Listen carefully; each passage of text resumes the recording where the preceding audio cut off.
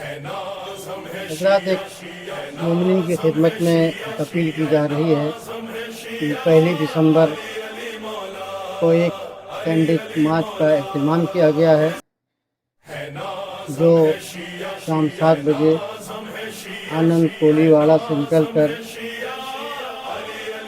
Police station Ambedkar چوک تک اختتام پذیر ہوگا۔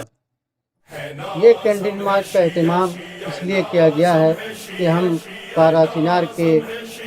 جو شہداء ہیں، جو مظلومین ہیں، ان کے حق میں آواز بلند کر سکیں اور ان کو خراج عقیدت پیش کریں۔ ساتھ ہی ساتھ جو تکفیری ذہن کے